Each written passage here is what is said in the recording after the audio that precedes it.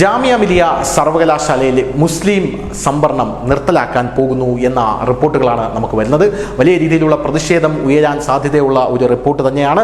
ജാമിയ മിലിയ സർവകലാശാലയിൽ ഡൽഹി യൂണിവേഴ്സിറ്റിയും സംയുക്തമായി ഒരു പ്രോഗ്രാം നടത്തുന്നുണ്ട്. അവിടെ ആ പ്രോഗ്രാമിന് മുസ്ലിം സംവരണം ഇനി വേണ്ട എന്നാണ് ഇപ്പോൾ ഡൽഹി യൂണിവേഴ്സിറ്റി പറഞ്ഞിരിക്കുന്നത്.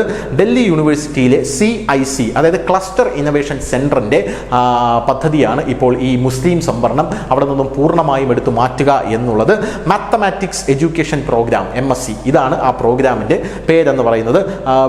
ഈ വിഷയം അതായത് ഈ മുസ്ലിങ്ങൾക്ക് സംവരണം വേണ്ട എന്ന വിഷയം കഴിഞ്ഞ ദിവസം അവർ ചർച്ച ചെയ്യുകയുണ്ടായി. ഈ PG എൻട്രൻസ് ടെസ്റ്റ് വഴിയാണ് ഇതിൽ കയറുന്നത്. ആ ടെസ്റ്റിൽ മുസ്ലിങ്ങൾക്ക് സംവരണമുണ്ട്.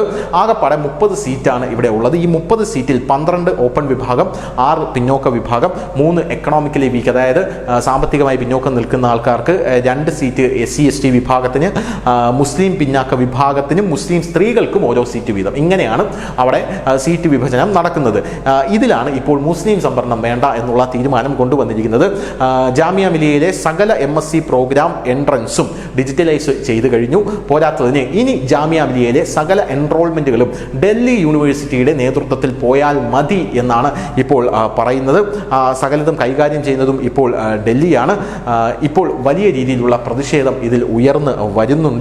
ഈ കോഴ്സിൻ്റെ ഒരു പ്രത്യേകത എന്ന് പറയുന്നത്, ഒരു വിദ്യാർത്ഥി പഠിച്ചിറങ്ങുമ്പോൾ 2 കേന്ദ്ര സർവകലാശാലകളുടെ ലോഗോ വഹിക്കുന്ന രാജ്യത്തെ ഏക ബിരുദമാണ് ഇത്.